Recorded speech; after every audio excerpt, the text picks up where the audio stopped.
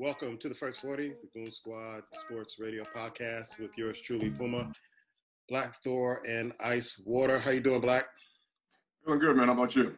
Great. Ice, how you doing, man? Good, brother. All right. We're going to be taking a hiatus after this show, but always you can log back onto our YouTube. We usually take a break during the summer. I don't know if sports coming back. They keep saying the sports coming back, and we'll talk about it on the show. But anywho, let's talk about Dak Prescott. He finally signed the franchise tender on Monday, and he's making $31.4 million. Ice, what do you expect? Do you expect them to kind of try to get a long-term contract by July 15th? Well, they're going to try, but I'm not sure if he's going to sign it because he owes the Cards right now. By signing that tag, I mean, he probably listened to Cousins as well. He opens the door for a lot of things for himself. That's 31. They won a long-term deal because it's going to cost them a lot of money following this. Next year, they have to go through this again. I think it's going to be in the range of 37, 38 million. It's not going to allow them to re-sign some key guys on the team. So they want a long-term contract. But it's going to be interesting because him doing this now, he kind of holds the cards. And the question is, he might go on the free agent market, depending on how he feels. So maybe that's why Dallas wants to move forward to see what happens. But it's going to be interesting because Dak Prescott now, since he has signed the deal, kind of creates his own, holds the cards to his own destiny to a point.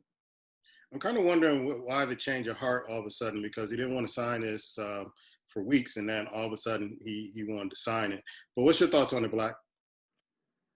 I think I'm glad he signed it. At least for 1 year, he's going to get paid. He's got to ball out, bro. He's got to ball out because they can franchise him again next year or just let him become a free agent. But if he doesn't ball out, let's keep in mind there's a quarterback in the wings waiting to go out on the field. So he can't not. Two things got to go in his favor. He's got to ball out. He can't get hurt. He cannot take an injury. He's been good about not taking an injury, but he got to ball out and he can't take an injury, man. He's got to perform and they got to do well. So he's got to force the hand at the end of the season to come back and sign him. I'm like you. I don't know what took so long. I mean, you're going to sign it. You could have did this 3 or 4 weeks ago because nothing basically worked out. I don't think they're going to try to work out a deal with him before the 15th. I think the Cowboys are going to let this play out and just kind of see how it goes for the season. But I'm happy he did sign. That's a lot of money to play a quarterback in the NFL, bro. 31 for 1 year, that's a lot of cash. I'm wondering if it's guaranteed, the 31. Oh, yeah, when you sign the tender, it is guaranteed for that year. You're going to get that. You're going to get that money. Whether he gets yanked off the field, he gets hurt, he's going to get that money. But the end of the year, they get to franchise him again, or they can let him go out as a free agent if they don't work out a deal. Yeah. Okay. Yeah, I'm thinking that maybe it will be, and you can correct me on this, Ice. Maybe it would be in their best interest to try to work out a deal before the 15th. Yeah, but I mean, it's one of them things that I don't think he's gonna hurry up. He took this long to sign the $31 million. He ain't gonna hurry up and sign a long-term deal. Because if he would have, why wouldn't he done it earlier? You understand what I'm saying? So they could, but I think it works on both ends. As Black Thor mentioned, he's going to have to play his butt off. But then again, if he does not, it could cost him one way or the other. Dallas could go look for another quarterback, or they could use Dalton. They need somebody serviceable, man. See, that's why I think part of it. He came off last year. He threw a lot of these passes, a lot of yards, but they got away from the core of what really made them being versatile. Now you have CeeDee Lamb coming in. They have a few more options. They can move the ball around a little bit, and it's not really about him. And they kind of went away from Zeke, trying to give the other back some play. They have to move the ball, and they got to get better. Or if, like I said, can somebody else do the same thing? Maybe take away from that spot of him being that productive. Somebody come in and do the job. And I think that's what they're going to wait to see what happens this year. This is kind of in between for both parties. Now he signed it. Now let's find out what he does. Two things that I want to ask you, Ice, real quick, and then I'll go to Black. How much did the Andy Dalton them signing Andy Dalton kind of force Dak Prescott to do this? And as time goes on, it seems like when Mahomes is going to make his deal, a lot of other quarterbacks are going to make their deal. I think it will be in Dallas's best interest to sign him very early because that price tag may go up depending on how much those guys get paid. Yeah, the Dalton thing, maybe. I don't know. I mean, but they couldn't sit around. The one thing they have struggled with for the last couple of years is they have not had a decent and I wouldn't say decent, but we didn't know who the name of the backup quarterback was. And they were lucky that he never got hurt. So now it's like we got an opportunity to get a guy that wants to win. He's coming home. Andy Dalton, I'm telling you, he's going to do everything they need him to do in order to be there. He's happy to be there, and he could not be in a better position. He's not mad at nobody. If he doesn't need to start, so he's the perfect backup. With that being said, Dak Prescott maybe thought about it, but it's still his team. If you are as good as you say you are, come in and do your job. You have nothing to worry about. But if you don't, then you open the door for Dallas to do some other things. But for your second question, it would be in their best interest to try to sign him early. But then again, you know what? This season is going to be what it is. It's like a make it or break it. It's kind of like why Washington crazily did what they did with Cousins. You have to have that season. And if you do not, or you falter, or, is he going to – we're going to find out, can he handle the pressure? Because you know now that if you don't do what you're supposed to do, you got a man sitting over there going like, I really don't want to play, but if you don't want it, man, this team might be Super Bowl ready or they might be close to it. I would be glad to step in and kind of show you how it's done for a lot cheaper price tag. All right, Black, the Andy Dalton effect, and would it be in their best interest? Because you got a lot of other quarterbacks out there who are going to be making more than Dak Prescott, and will that price go up over time? Well, I think the NFL, the salary cap is going up next year, so I don't think the Cowboys worrying about that. I think, like I said, the pressure's on them, bro. It's on them. I'm not going to say it kind of sped the process because it took him a while, but I think in the back of his mind, he was thinking at some point when the deal didn't come a couple of weeks after they signed it, and you know what, I better go on and sign this and stop this chatter and get on out there. But he has the ball, bro. He cannot falter. If he has a couple of bad games at home and the crowd turns on him, it's not gonna be pretty. I think the Cowboys really want him to prove it to them that he's worth the money. And if he goes out there and play, I don't think they have any problem giving him the cash. But if he goes out there and falter, I don't think they believe he can carry the team. But they have weapons, bro. From the wide receivers, they drafted a young wide receiver. They signed his security blanket. There's no excuses. There's no excuses. The NFC East is a junk division.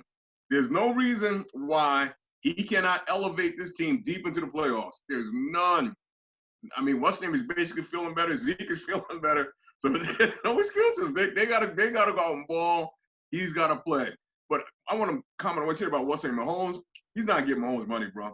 No, I know he's not getting that money. He's not getting that. And he need to realize that quickly. Yeah. Mahomes has been an MVP and has been an MVP of the Super Bowl, bro. You're not getting it. You're not in that category. Mahomes has basically played 2 more years and probably retired. So he's not getting that money. He could be getting that. I'm sorry. He's not getting that type of cash. Him and his agent need to wake up. That's not happening. I read something about Mahomes. They were like, if he stopped today, could he get in the Hall of Fame? And I was looking at it, and I'm like, yeah, he probably could. He probably could with all the stuff that he's done in his career so far, that he might have an argument, but I think you have to play at least 4 years. But in the last 2 years, he's whoa. If Kurt Warner's in the Hall of Fame, he's damn near knocking on the door right now. I'm just saying. He's knocking on the door. They may not let him in, but he's knocking at the door right now. Boom, boom, boom, boom, boom. They're peeking out the window, saying, come back in a couple more years. Good point. I'm going to stay with you with this, Black. Lamar Jackson, I'm noticing a pattern here in the last 2 years. Last week, we were supposed to do a story on him saying that the Ravens really kind of didn't really take the Titans seriously. His coach came back and said, no, we did. We just didn't play well. I'll go with that first. What do you think is happening with Lamar Jackson? Well, let me put out what I think about Lamar Jackson. Last year about this time, he was in a incident where he took his car and went 100+ miles per hour, and the Baltimore Ravens had to go get him from the South. I think he was in Florida somewhere, and bring him back to Baltimore to kind of save himself. This year, he's on the beach playing football, flipping over motorboats. Almost an injury. And I'm thinking that they're kind of trying to they have to do a better job on really protecting him, because it seems like when he's out on his own, he could be in some kind of danger. That's the pattern I'm seeing. But I'll give it to you about Lamar Jackson's comments and his coach's comments and the pattern I'm seeing. I think all they could do with the parents sit down and talk to him. He's a young man. He's going to make his mistakes. It's like Ben Roethlisberger came out and said some things a few days ago. when you're young in the NFL, you have all that money, have all that magnitude, you're going to do some super bonehead things. So I'm not going to jump on that too much.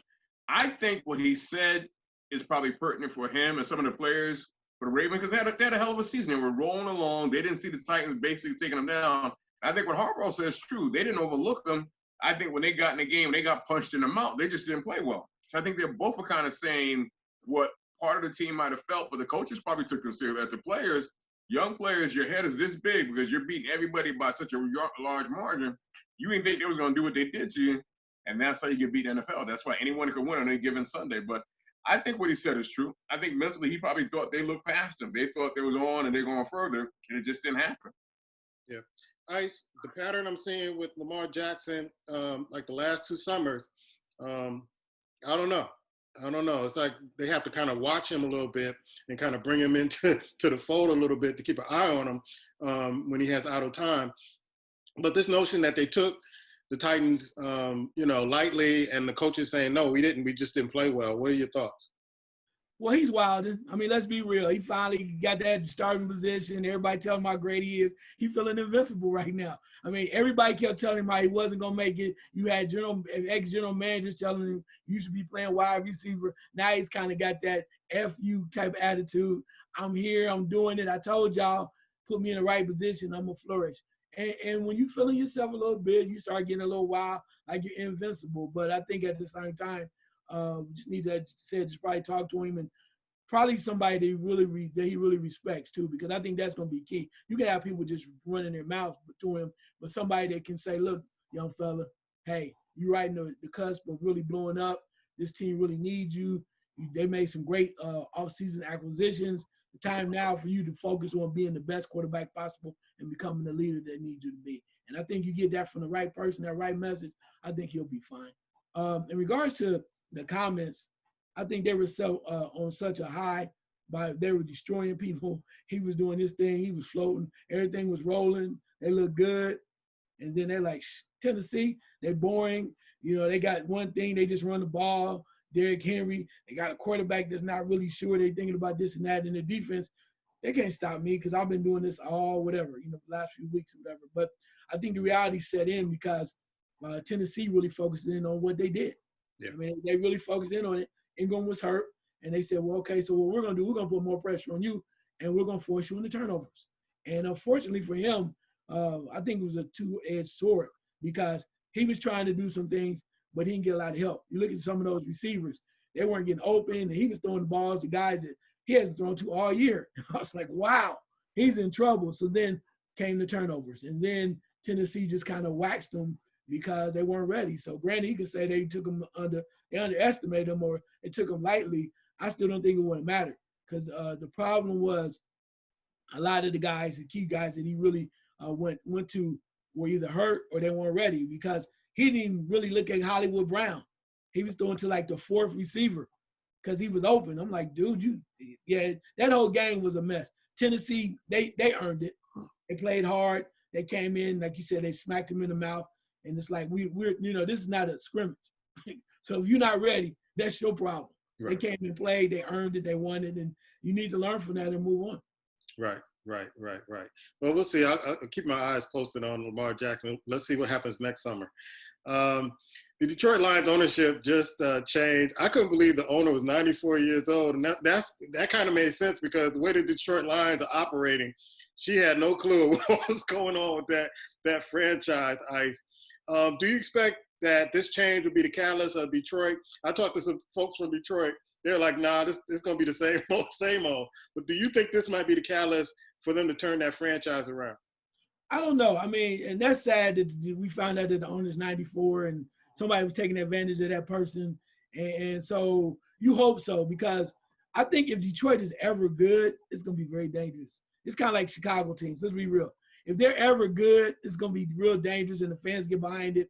And Detroit fans, even though they might complain about their team all the time, the Lions fans show up, man. Yeah, they do. You cannot tell me. Thanksgiving is packed, bro. I don't give a damn who they play. They can play anybody. They can play a little league team. They're gonna be in the building. They tailgate. They play hard. They love hard, but they're mad. They want to win. So hopefully, I don't know, but hopefully they can turn this around and be better. But they have to make better decisions because a lot of the decisions they have made has been raggedy. And even to the point of the way the coaches are making decisions sometimes, and they just need to do better overall. Black, I know I won't get in trouble for this, but I don't even know if she knew she had a football team at 94 years old. So is this going to be a catalyst of some change? Because she turned it over to, I think, her daughter. And I don't know if it's going to be that much of a change, but hopefully this is a catalyst. She get with some people, surround herself with some people to really kind of turn this franchise around, because the Lions fans, like Ice was saying, they're hungry for a winner there. And they get disappointed every year with, you know, getting draft picks, getting new free agents, and it just doesn't amount to anything. I'm going to say this. She hasn't been 94 that long, bro. But they've been bad for a long period of time. so to me, when I looked at this, you turn it over to your daughter, and if her daughter really had any business acumen running a football team, she'd been in charge a long time ago, bro. So it's going to be the same old thing. It's going to be the same old thing. As long as the Lions are probably showing a profit, it's not going to change, man. It's not going to change. Realistically, the best thing, in my opinion, the organization, if they could have sold it. If they could sell that to someone else that want to come in and really pick up on, like I said, the fans are supporting them, I think is the best thing. But I think the problem with Detroit is, a big problem with them is that they're on Thanksgiving. And that's their Super Bowl every single year, man. If they can get on Thanksgiving, they play better on Thanksgiving Day. They play the whole year. Look at them every year when they do. So if they can get off Thanksgiving, realistically, get a different owner, then I'll say yes. But right now, your daughter coming in, she probably can care less about that football team, bro. She probably can care less because she's just coming in. When I saw the name Ford, I was like, oh no, what are they doing? So really, I don't see much of a difference. Basically, you're basically substituting one Ford for another one. So, good luck. We'll see. I hope it's a catalyst, because it would be nice to see the Detroit Lions kind of do well in that division, because they haven't done well in that division for a long time. It'd be good to see them really do well, and Lord knows the Lions fans deserve it. Folks in Detroit, Gary Bean, Eddie Kelly, all my guys in Detroit. But anyway, let's go to the NBA. Kyrie Irving is pushing for the players to start their own league. Black, your thoughts? He was making sense to me until he said this, bro. Until he said this, it was like, Kyrie, you're going too far, bro. I know you're injured. You can't play in the bubble. I get that. He had some points prior to this. When you said this, man, who playing with you, bro? What league? I mean, it sounds great in the iCloud somewhere, but let's be honest. No, you're not. It's just like these other little minor leagues that come against the NFL. And NBA has been established for a long period of time. It's not going to happen, bro. And even talk about it. And I kind of, too, feel it's kind of disrespectful in a sense, because, Kyrie, you have made a lot of money and has produced. You only produced 1 year, bro, and got a championship, in my opinion. And you was basically riding LeBron's coattail. But outside of that, you haven't done much, and you've earned a lot of money. And you've been in a lot of different places and kind of scoring the payment, bro. So at this point now, he does need to just go away. Seriously, that's the I don't get that. It sounds great, but who's following you? Who's coming? Who's playing? What draft picks you're getting? What's going on? All right, Ice, you got the floor on this. Kyrie said, hey, players should start their own league. Yeah, somebody laughed at me last week. It's all good, though.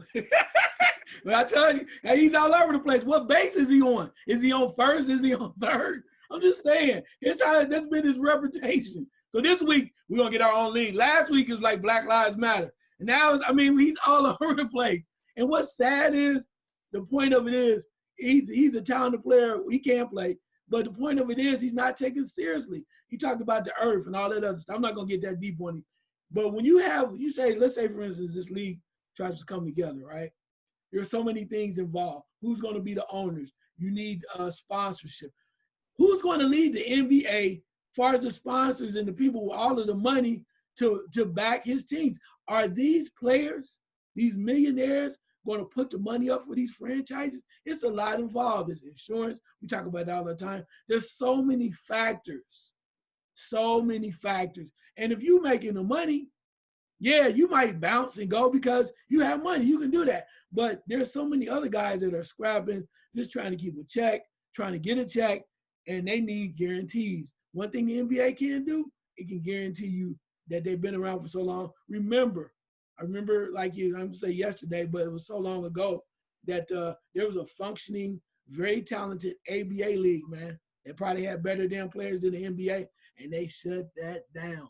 So you think all of a sudden you're gonna get this epiphany that you're gonna shut down the NBA? Child, please. Okay.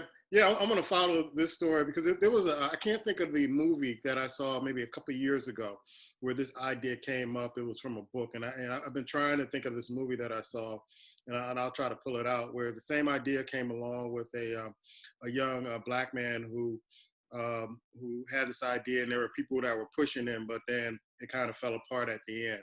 So I'm going to keep this. I don't think it's a bad idea, but like you said, it's a lot of things that need to happen and fall into place for it to happen. And until that happens, then I don't know if he'll shut down the NBA. But I know a lot of these players do summer leagues in the summer, and so they kind of form their own leagues. But we'll see. We'll see if it has any traction or if people want to invest in it. We'll see. Another thing, I got this off of Yahoo Sports.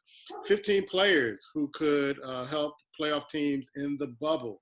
One of the players, Avery, the guy from the Lakers, I think it's Avery Bradley. Avery Bradley said he's not going to the bubble, and they're talking about J.R. Smith, which I'm like, perfect. Put J.R. on that team. They're not winning a championship. But they're saying a lot of different players, Joe Johnson, a bunch of players. I don't know if you guys had a chance to read the article. I'll go with you on Ice. What are some of the players who can kind of step up on these playoff teams when some of these players who opt out of going to the bubble? Well, I know Tyler Johnson just signed with the Nets. He was waived by Phoenix, and I think in the right position, he averaged like 15 points a game. He could be helpful to somebody when he's healthy, but the Nets probably won't make it. Another one is Columbus's own Ohio's Trey Burke. I think Trey Burke could at least be serviceable as a backup point guard. He can score a little bit, and he's a good teammate. You need people that's not going to cause any issues on that standpoint. Again, another person I think would be very helpful, maybe with the Pelicans if they make it through, could be Jamal Crawford. People are sleeping on him. He's been waiting all this time to play. Jamal can come in, be steady as a veteran, kind of get a little guidance from that standpoint. Even though he's 100 years old and he probably is not healthy, Paul Gasol, man, he might be able to stand up and do nothing else to kind of see what's going on. One person I don't want to put him down, but his Jekyll and Hyde since he got injured, and that's Isaiah Thomas. I'm not sure, man. I mean, they said he's not a defensive liability, and while he received all those accolades when he was balled out in Boston, when he went to Cleveland, it's been all downhill since then. He did a little bit with the Wizards for a hot minute, but, man, I feel for him because when he had the opportunity to really get his money, that balloon just popped, and now he's just kind of holding on to something. So, those are some of the guys, when I thought about it, that might be able to try to do a little something. Black, what are your thoughts, man? Yahoo listed the article written by the sports journalist said, hey, there are 15 players that could really kind of help some teams. I look at Isaiah Thomas, and I'm not really sure. If teams need offense, I think he can really help them out. J.R. Smith, don't know where his head is at. And I don't think he's going to do much. But what are your thoughts about some of these players that the article mentioned? I think J.R. Smith was in a fight, a scuffle with something about a week ago. That's where his head is, bro. Really? I just think, I forgot the story, but he was in a little scuffle with someone about a week ago, if I remember correctly. I'm not going to even add any names. I will say this: it's going to be tough with the guys he's talking about. They haven't been playing with the team. The chemistry is going to be off, bro. You just can't pick them up and throw them in and expect to get much. So I just don't see what's going to matter. I just think you got some names out there, but to me, you should have your bench deep enough. That's the thing about Golden State. Maybe not this year, but your bench should be deep enough to basically handle what you need without running around grabbing somebody that ain't played basketball in 3 or 4 years. I mean, like you said about Jamal, he can come on and play, and he's going to give you 4 or 5, 6 good points, but after that, he's not going to play any defense. He's not going to score much more than that. So it's like, I just don't get it. If the season was still flowing, I could see giving somebody like a 10-day contract, some of the names you guys are dropping. Where the season has been and everybody's basically going to be trying to gel and get back together, I don't think it's going to mesh, man. I just don't think it's going to mesh. I think it'll be more problems than it'll be as far as an advantage for a team to sign someone that has been playing. It should be interesting. I didn't know that about JR, him getting in a scuffle. I think that vaguely I remember that, but it should be interesting with this bubble and how it's going to pan out. But this is a story I thought that was really funny, Black. Is Yahoo put out a story of the top 10 Golden State Warriors, and Kevin Durant was second behind Steph Curry.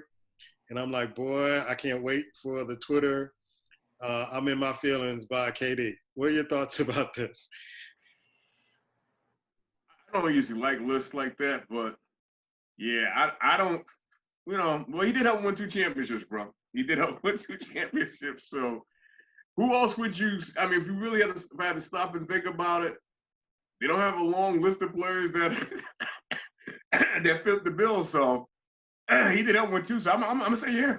I'm going to give it to him. I'm going to say that, if you're going to give the top 10, I'm thinking about some of the older players they had in the past. Yeah, he might be top 2 or 3, bro. He just might be top 2 or 3 because when it came down to it, I'll give him credit. I say a lot of things about Kevin Durant, but he played defense. He got the job done. Say what you want about him.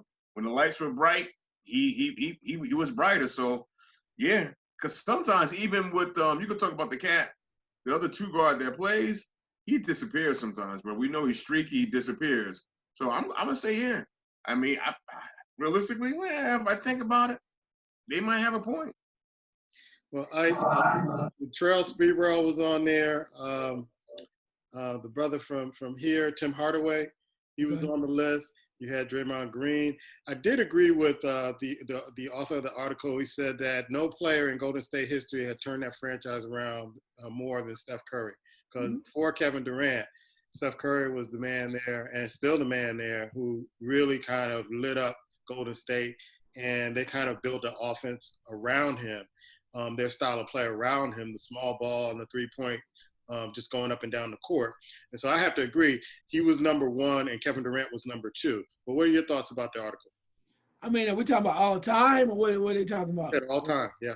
Wow. Because, back in the day when Al Adams and them guys really had that thing rolling, they weren't as exciting as Durant was. I mean, I think he clearly is top 10, but you say number 2. I mean, you had cats like, I think Robert Parrish was on that old Golden State team before they got rid of him. I think of cats like Clifford Ray. Clifford Ray was a baller.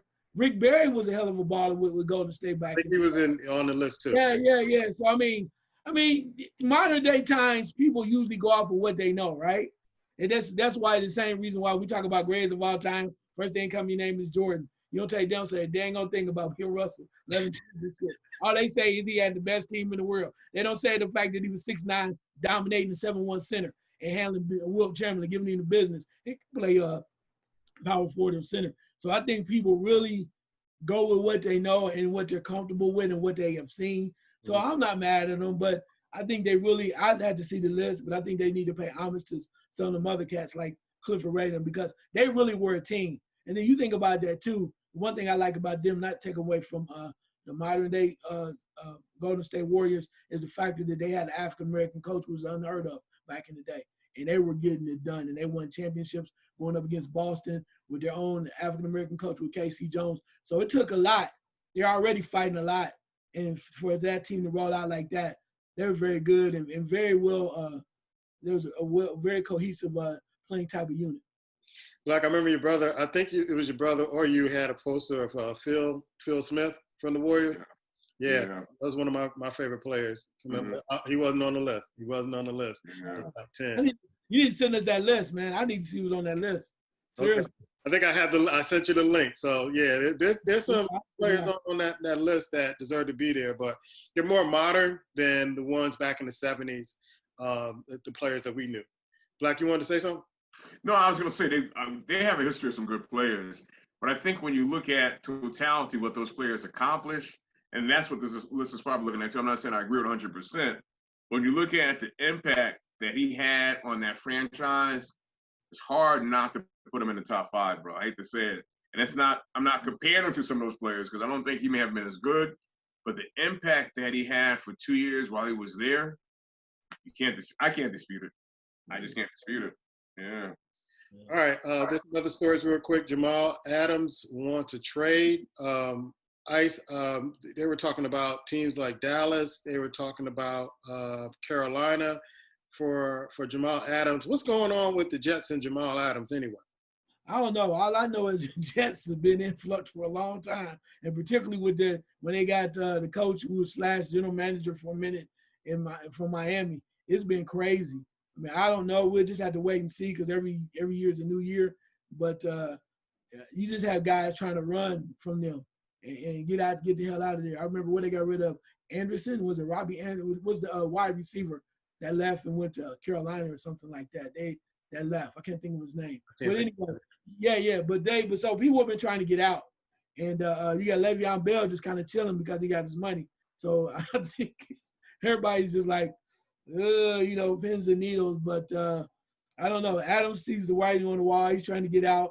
And then, of course, first thing he said he want to go to Dallas. He just want to hang out and party and do whatever. You should know that the White House is no longer open. But, Black, you over in New York, man. What's happening with the Jets and Adams? Well, Gase basically doesn't want players with personalities, bro. That's what he does. He clashes with players. He's not happy the running back is there. He made that clear when they signed him. That's why the general manager ended up getting fired.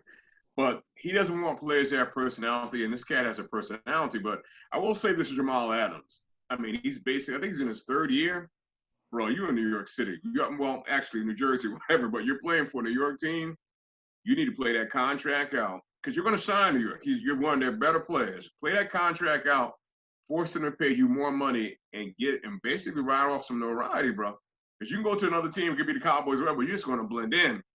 In New York with the Jets, as crazy it is, you'll be their highlight reel, whatever takes place. So from a business perspective, I wouldn't rush to go anywhere, bro. You got another year in your contract before they have to do something with you. I wouldn't try to get out of it. Just deal with it. But they've been bumping heads for a while. It's nothing new. I don't think they're going to trade him. They might talk about it, but they're not going to get rid of him.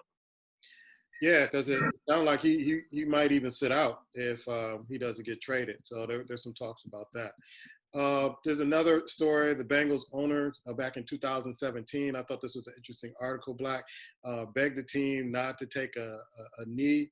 And some of the players were afraid to even say anything or do anything because of the repercussions or the possible repercussions from the owner. What do you think about the story about the Cincinnati Bengals?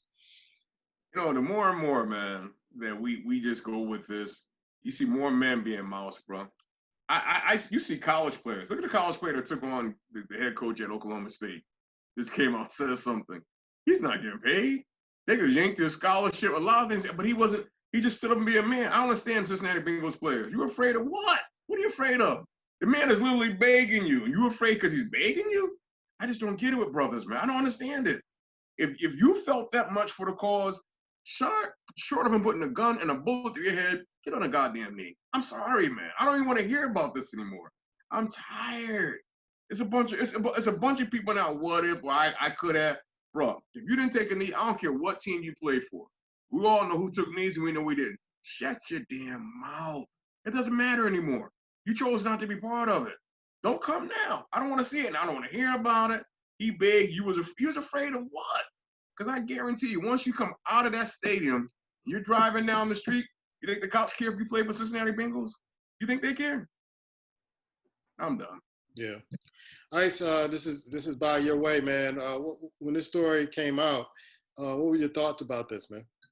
Well, I mean, it's not surprising, but, Cincinnati tries to do that little feel-good type situation. Owner's been there for 100 years and try to do that family thing. But at the end of the day, you have to stand for something or you'll fall for everything. So if they're going to kneel, great. If not, but then again, it comes back to that point, man, that just irritates the hell out of me. And I don't think I'm ever going to get that bad taste out of my mouth until they show me these African-American players that they standing up for the right thing. I mean, it's cool to kneel and whatever, but again, nobody's missing any damn checks, bro. And when you have leverage because they do not want you as African-American players to strike, then you can kneel, you can do some things, you can make some things happen. But if you're scared to do that, then just do what you do. I mean, stay in the damn locker room. I am so tired of this back and forth. Who's doing this? Who's doing that? Then they want to blame somebody else. So it's like, make a choice, make a stand. Do what you do, stand up, sit down, kneel, whatever you're going to do, but make a damn decision because they're all over the place. And again, the real element can make a difference. We know what that is if they just, took it upon themselves to be collectively strong as a group, then it will be better. But they're not going to do that. So that's why you get all this madness and people doing all kind of different things all over the place. Yeah. Let's go to Major League Baseball. It seems like the standoff is over, Ice. They're going 60 games. They're starting maybe July 23rd, 24th. You're shaking your head no. I'm not going to say any more about it. But what are your thoughts about this? Because, I thought they were going to kind of just end the season because it's pretty much too late for baseball. But what are your thoughts about it? They said they're forging ahead to late in July. Congratulations. Man, I'm serious. Really? Who cares? Yeah.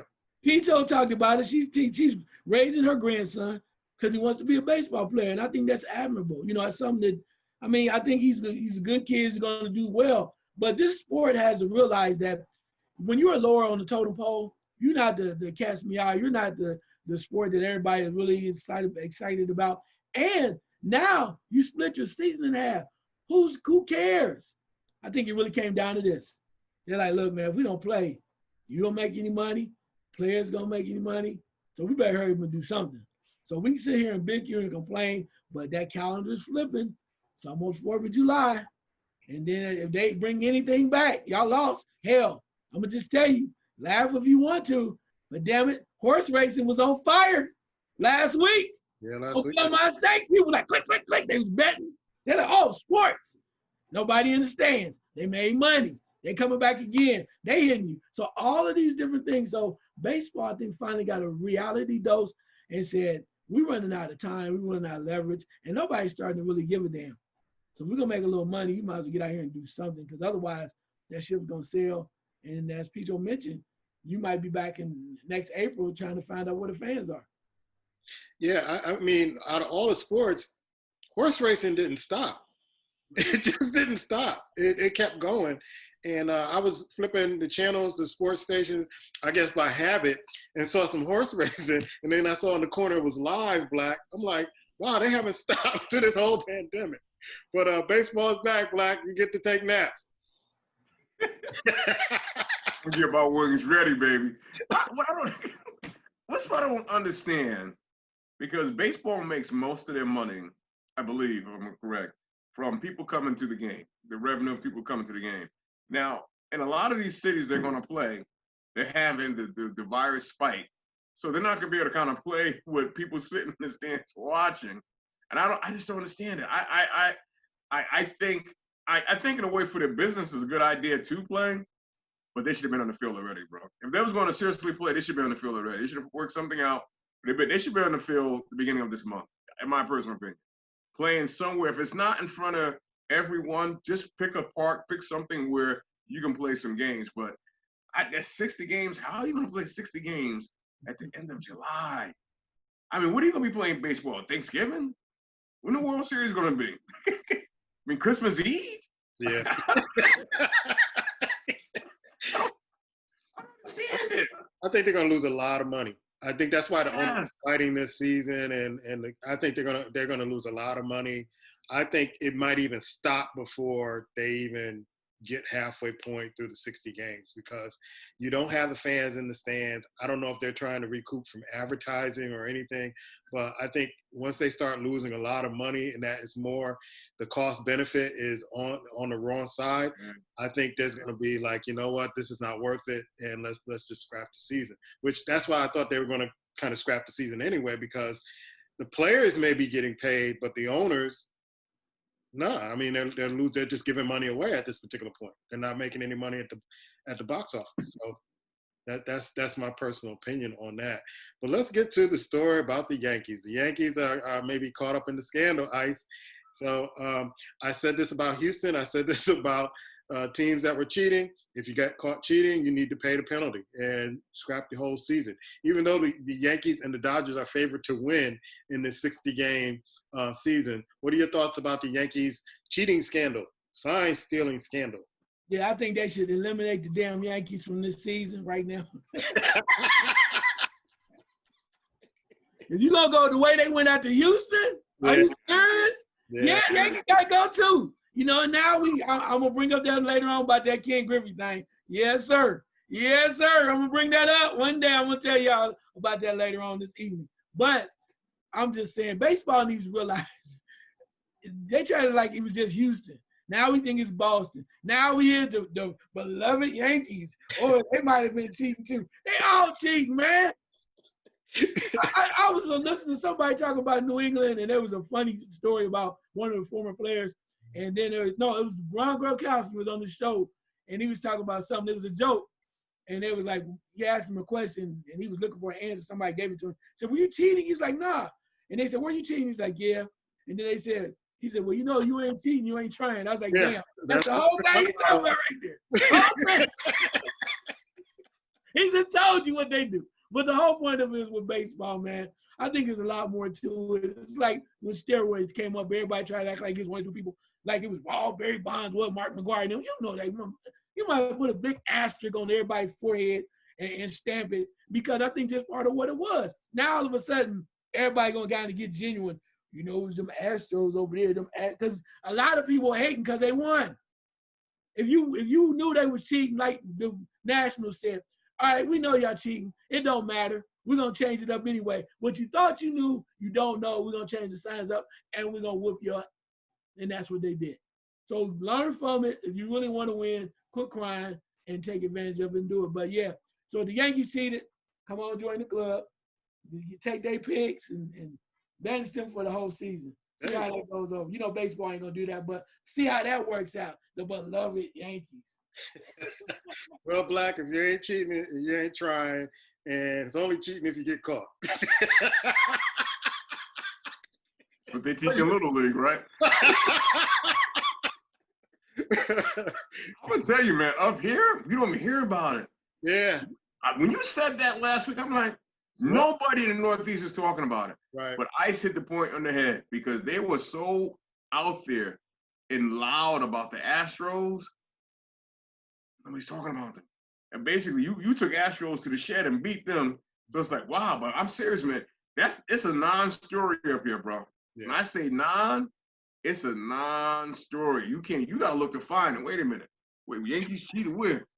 I'm telling you, they're not even, it's not being acknowledged up here. So until Major League Baseball comes out and says something officially, nobody's talking about it. I guess it's the Yankees, and nobody's talking about it. But when I first saw it, I'm like, oh man, we got to talk about this because I was the one that's saying, hey, Houston, they should strip Houston, and if the Yankees get caught up, if Boston gets caught, strip them all that 2017 season. Yeah, it's crazy, man. No chatter. Yeah. Quiet. A quick story. You guys can respond if you want. One of the kids from the Jackie Robinson Little League team has made it to the majors. The ironic thing about this is that he was on that 2014 team. His name is Ed Howard. The ironic thing about this is that the White Sox took it upon themselves to help develop this player.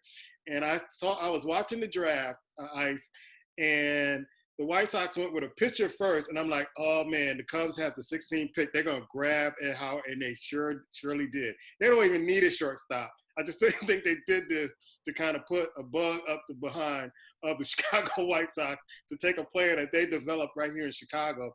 And I'm really proud of this kid out of Mount Carmel. I'm really proud of how he was over him and some of the other players were able to overcome getting their title taken in the Little League World Series. And he worked hard to get to this point, and which his contract includes a $3 million a bonus, and so he was picked 16 overall. Any thoughts about Ed Howard? Yeah, I mean, first of all, when you look at what the White Sox did, the pitcher they chose is dynamite. Yeah, he's strong as hell. He's strong as hell, but don't cry for Ed Howard. Ed Howard's a monster, bro. He plays. You know, he came up. And, you know, I think what the beautiful thing is when you think about the Jackie Robinson team, they had to right through hell and high water, even though they got stripped. You know, other teams are doing the same thing. We're putting a bunch of players together. They just went after them because they won. And the team that they beat from Nevada swore that they were like, they could not be touched. And when they got beat, they started looking for all kind of angles. But he's a dynamite player. With the Cubs, they already have a shortstop. But then again, he's kind of like the future. And he's somebody, too, that can really do some things in regards to backup. He can hit the ball, and you can use the other shortstop maybe in a different ways. And it never hurts to have another hot bat, a young guy who really is dedicated and passionate about the game. And he's home in Chicago. I mean, wow. Imagine that, man. You grew up that way, and even though the White Sox help you develop, but every day you grew up a certain place, all you got to do is jump in your car or wherever and just go to the ballpark, man. That's something you probably dreamed about.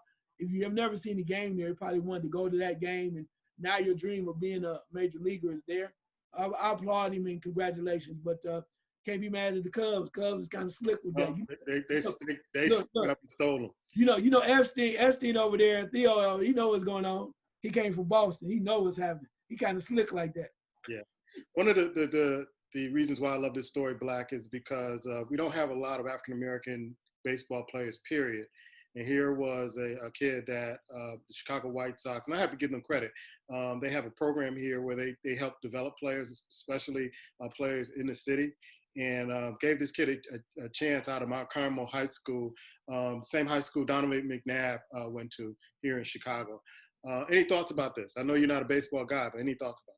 No, I love the fact that, like you said, that, you know, it's a young African-American male that's getting an opportunity, and I'm glad that Chicago took it upon him. But it kind of makes me think about a couple of years ago, man. Major League Baseball was saying they wanted basically more inner-city kids back into baseball, so maybe we're starting to see the fruits of their labor pay off in a sense. That's a good thing. A good thing. Great thing. I'll stick with you, Black, on this one. The Bubba Wallace story, man. I'm sitting here shaking my head because first of all, they found a noose in the mechanic room or the garage that they have at this particular racetrack. And then the FBI comes in, swoops in, and says, oh, this noose wasn't for him. This noose has been here for a while. And so it's not a crime against Bubba. It's a crime against some other black folks or whatever that came before Bubba. And that's the way I kind of took it, like, okay, there's still a noose there. And it seems to be a microcosm of NASCAR. This is going to be a long time, in my opinion, to get that stench of racism in the NASCAR sport. What are your thoughts when you heard this Bubba Wallace story? Well, they were saying that the FBI claimed, I guess they looked at videotape, and they said it was on the door handle of the garage, and it had been there for months. And they said it wasn't really tied like the noose. I don't think realistically, man, I think NASCAR in the past couple of weeks has done themselves a big favor, bro. They just have. And I think that it's going to pay dividends in the long run. And they found themselves a charismatic young man to stand behind. If you saw the support that came out a couple of days ago, how they rallied behind him, bro, I think they're going to have some hiccups. But I think for the long term, in the long run, NASCAR did himself a good favor, bro. I mean, this is definitely something that's there's a question mark because it kind of doesn't really make sense. But I think overall, man, they head in the right direction, bro. And I think there's going to be some people that, you know, some of us, we're unforgiving. We don't want to see anything different, but they're taking a step and they're moving in the right direction, man. And, you know, it says a lot that they just says basically no more, and we're not going to tolerate it. A lot of the drivers are behind them. A lot of fans are behind, for that matter. There are going to be some fans that run away. Man, take your flag and go home. But I think I'm going to still stay positive with them and say they're making the right decision. They're moving forward. It's not easy, bro. I'm not saying it should be, but for their business to take that stand when they know a bunch of their basically true die-hard fans believe in that, they're saying we can't do it no more. So I applaud them for that, man. I'm just gonna ride with them until they show me they're not doing the right thing anymore. Right. It seems like NASCAR did in about 2 to 4 weeks more than the NFL ICE did in 4 years. Yeah, I mean, kudos to Bubba Wallace because it's not easy right now what he's dealing with and trying to stand up, and it can be very hurtful because it's something that he loves to do and erase a group that he believes in.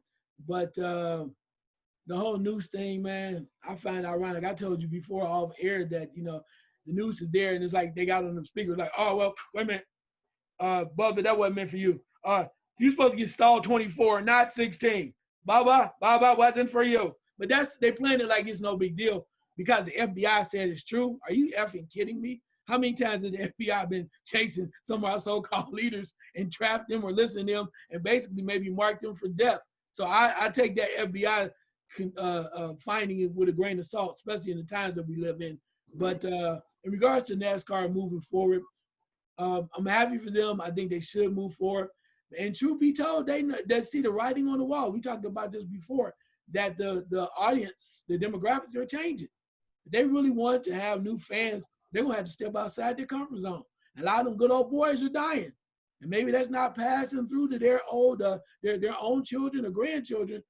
It's a new time. So you're going to still be viable and move forward in a sport that people want to watch and take part in. You're going to have to get with the program. And that means including other people. So they have to take this stand. Or, nobody said you have to car racing cars has to be around. It doesn't. I mean, it's great. NASCAR is traditional, but it could disappear if you don't have the right backing. And particularly these and I think that's why they're trying to get it right, because a lot of their their so-called sponsors that really are keeping them afloat disappear, and that really would make it bad for them. I have a theory about this, and call me a conspiracy theorist, but I think what the FBI found is that one of their upper echelon drivers or part of their team did this, and they're trying to cover this up because it would hurt NASCAR if one of their top drivers was gone and did this, or it would be repercussions that maybe they couldn't get over at this particular time. That's my belief on it. So they said it was months in the past that this was there, and this had nothing to do with him. So I think this is their way of kind of brushing it under the rug. That's my opinion. Noka Djokovic, the tennis player. I saw this story and it made me think, Black, about what depths will a team or organization go to hide the fact that their player has the coronavirus because they need to win a game, and put them out there and risk the health of other people. Bro, money's at stake. Yeah. that's the bottom line. Money's at stake. So money make you do desperate things, and it's just outside of money and sex and women that runs this country, bro. Those are two things that kind of run this country, start sports and everything else. So desperation will make you do some things to where you need the cash, man. You need the cash, or you want the cash. So we all see the virus, but realistically, when you don't have it and you have your books in front of you and you see negative, you want positive. So you're gonna try to manipulate some stuff, and that's what you have here. Quarantine a while, give them some vitamins, give them what do you got to get through it. Back on the court. Boom. Yeah, Ice, this made me think about the NBA and NFL. Say LeBron contracts the virus. Are the Lakers going to say we need to quarantine LeBron deep into the playoffs, or put him out there and say, shh, we're not going to talk about this, and we need to win a championship. We need more money. It does come down to money, and I'm going to pull a Black Thor right now. So this was LeBron. He's always, they always covered him. They covered him. They always kissing his butt. So if LeBron did come, get the virus, then instead of the 14 days, LeBron would only have to serve 6 days. So he's LeBron. He's superhuman. So he only needs 6 days to recover from the virus. That's all he needs to do. So I'm just going to tell you that. That's all they talk about. I cannot wait for them to get over this damn LeBron thing. I'm ready to move on. That's the best impersonation of Black Thor I've seen in a while. But that made me think about this player. He knew he had events, things of that sort. And I was thinking tennis is safe, but they're going to parties, they're doing all this kind of stuff. They're having these, and also the Joker from the NBA, from the same area, Siberia, he's testing positive. All these folks are testing positive. It makes me wonder, we get into the season, somebody tests positive, will the NBA or these leagues be honest, or they let the players play in order to win a championship or to keep that money flow going? That's what I thought about as soon as I saw the story. Yeah. Money flow. Yeah. Yeah, it is. I mean, I think the Joker and your buddy was at the same party, wasn't they? Probably. All right, questions from the goons. Black, what's your first question, man? Quick question, man. The same thing we just, Ice did my impersonation about LeBron James. There's a story out there, of course, ESPN's not touching it, that the Lakers have been practicing as a team for weeks, and no one's saying anything. What y'all think? Ice? Hell yeah. Everybody know that. Now that goes to your conspiracy about LeBron James. LeBron James he was away last year. He won the championship real bad. Anthony Davis, he may not come back. We talked about that at length.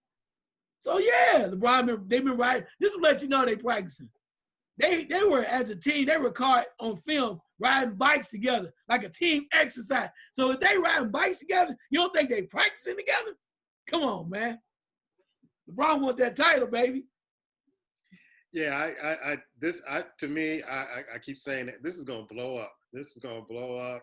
I think there's so much on a money chase and a money grab that you have the Tampa Bay Buccaneers with Tom Brady doing the same thing, having group practices when the NFL says, hey, don't meet as groups and things of that sort. Folks don't care. They figure that they're playing it safe and there's nothing wrong with them. So they're getting in their time and they're going for the money grab. They're going for the money grab. They're going for the championship. They're trying to get more prepared than other teams. And personally, I think if the NBA starts up again and they do finish, I think the Clippers are the team to beat. I don't think it's going to be the Lakers. And I think the Lakers know that, either the Clippers or Milwaukee. But Black, what are your thoughts on this? Yeah, I think they was trying to get an edge, man, like anybody else would do. They're trying to get. I think they've been practicing for a while. I'm just amazed that the sports outlets, no one's talking about it. No one. I mean, we live in a time now where sports outlets picks and choose what they want to talk about. No, it's LeBron. No, it's not talking about that. You know what I mean? If that was probably, let's just say, Toronto Raptors, it'd have been breaking news everywhere, bro. Everywhere. Yeah. Ice, what's your question? My question is, do you still think there's not going to be any sports at this point? Until it's on and popping? Nope. We got weeks to go. You got the virus that's spiking in different places. We got a lot of time before it starts. So until it's on and popping and I can sit in front of my television with my popcorn and my beer, nope, I don't think it's going to happen. I'll just say this. When you got a date for the WNBA to play, sports coming back, bro. It's coming back. It's coming back. It's too much money involved. It's too much. I'll believe it when I see it. Black, you got another question? Woo! Anthony Lynn, the Chargers head coach, basically said he'll be interested in seeing Kaepernick, but I have 3 other quarterbacks I'm comfortable with. Why is he talking about both sides of his mouth? I see. Well, I think it makes him look good by saying, yeah, I wouldn't like checking out Kaepernick, but my owner don't want to sign him. So, but if I had the power to bring him in, I would. So it makes him look good on both ends. So it's like saying that. So I think he's maybe enamored with Kaepernick, but he can't have him because he got his marching orders. But it's good to say if I could, I would. Man, I think a lot of these coaches, like Pete Carroll, all of them, they're just trying to save face and be on the right side of history at this particular point. 4 years ago, you didn't hear a peep from them, or they didn't do anything to kind of get them in. But now they're trying to get a sound bite and kind of look good, like they're down for the cause. But I don't believe any of it. So I just think they're just trying to be on the right side of history at this particular point. Your thoughts, Black? I agree with that. You want to make sure that, you was quoted saying something in his favor. But real quick, man, it's not even a question. I think I might have sent to this guy. There was a guy in some sports league said this, and I'll be surprised if it doesn't catch traction, that the national anthem should be banned from all sports events. There's no need to stand up and do the national anthem. And I'm behind that 1,000%. There's no need. There is none. Do it at your house, wherever you want to do. But if I'm paying a ticket to go to a sport event, I sit down anyway, but I shouldn't have to listen to it if I choose not to. Take it away. We don't need it. Yeah, I was telling a friend of mine that was asking me about it. and they were white. And I was like, you know, the anthem is a racist song. I said, and once I found that out in high school, I stopped standing for it, putting my hand on my chest for it. I said, because it's a racist song. And a lot of people don't know that, or they know and they don't want to know that all these years they've been really kind of saluting a racist song. Ice, you got another question? Yeah, I guess my question would be in that form, what percentage of they do come back, the NFL, of the African American players do you think will actually kneel, and how many will stand for the anthem? Black? I think the first week or two, you're gonna see a bunch of, I was gonna call them a certain name and pull back and I say that. It's gonna get down in there and try to make it feel good. You're gonna say what? You're gonna say what? I was going with a bunch of P's, bro. I'm just gonna say it. I was gonna say, you know, they're gonna get down on their knees and do that and try to make it look good. By week 3 or week 4, you'll see no kneeling in NFL. That's my opinion. You're gonna see none. Once the season really starts to progress, the first 2 weeks they're gonna do it for attention. Yeah, I'm for the cause. Say a couple of things. By week 3 and 4, definitely week 5, nobody be kneeling. I would have to say Ice anywhere from 50 to 65%, and then I agree with Black. It'll dissipate as the season goes on. Unless the movement keeps gaining traction and more things start happening, I can't see them doing it for a long period of time. I think they'll just make a gesture, and that'll be it. Yeah, I'm kind of with you guys on that, where it might only last for a few weeks. But what I find ironic is, you know, this could be simply removed, as you mentioned before, that if you want to have the anthem, you can have it, because years not much longer earlier before, they had it where the players didn't even come out for the anthem. The players were in the locker room. And once they started making money off of it because of the armed forces and other things like that, other organizations, when they start doing it. So it's still a money grab, because if you really want to eliminate all the drama, you know, you could just say, hey, the player's not coming out. But again, it's that money tie in it. The money tie is still in it, which is like, well, we still need to have them out there so people are going to watch and say, this is how we're going. But I can remember guys coming out to the locker room after the anthem was over and the flyovers had happened. Then they came out to the locker room. I remember them old games. So they could do that, but they're not going to do it. So, again, we'll just have to see how it plays out. I didn't see why they didn't do that in the beginning, just not come out until everything was over and then they're ready to play. Because you can hear it all over the stadium, and you can hear it when everybody's finished with it. So I didn't understand why folks didn't do that in the get-go. Black, what's your last second shot? Ooh, last second shot is, man. I'm gonna miss you two brothers for the summer of sports, but there will be sports, and we get back together. Enjoy your summer. Ice, last second shot. Yeah, real quick, I will miss you guys too, but I'm going straight for the heart. I read a story. It was a little video about Ken Griffey Jr. say why he'll never play for the Yankees. And the reason why he says is because he went to go visit his dad when he was a kid. Dad played for the Yankees. They were in the dugout. And then the security guard came over and said, hey, George said he don't want nobody in the dugout. And Ken Griffey Jr. Sr. said, what are you talking about? He said, yeah, you don't want anybody in the dugout. And he told his son, look at third base. Look at third base. And they panned to third base, and they saw Craig Nettles' son snagging flies and catching balls. And he said at that point, he realized what this was all about. Even though his dad was one of the great, you know, major league players and was respected, he just told him. And he said, he even told fans, he said, I don't give a damn if the Yankees was the last team on earth. If they asked me to play, I would retire. That's deep, man. That's what I love about Ken Griffey Jr. Yeah, I'm surprised at that story. I got to see that story. That was pretty deep. That was pretty deep. My last second shot is to the Black college players. Think about what you're really doing. Think about what you're really doing. You're making somebody who doesn't look like you rich, and you're putting your body on the line, and you're doing all this stuff to dedicate yourself to a sport. And some of these coaches, a lot of these coaches don't even understand what it is to be a Black man and what you're going through. So go where you're appreciated, go where you're understood. That's just a thought. Just go where you're appreciated, go where you're understood, because you're making folks rich who don't care about anything but how you perform on the field. They don't care how you live your life as a Black man walking off that campus, how many police officers have stopped you, all this stuff that Black men have to go through, and they don't understand. So think about the decisions you're making and what institutions you're going to, and people who look like you, who care about you, who appreciate you. That's where I would want to be if I was a college athlete. I know you want to be on TV, you want to be in the spotlight, but go where you're appreciated, go where you're loved, go where you're going to be safe. Think about some of these coaches who are making a ton of money off you and don't even understand what it is to be like you. We will see you in a couple of months when sports come back. And Puma. yeah. Can I say one thing? Sure can. Ladies and gentlemen, it is spiking. All right, did y'all hear that? The virus is spiking. Wear your damn mask. Don't be a hero. Don't be a hero. True. Wear your damn mask. I'm serious.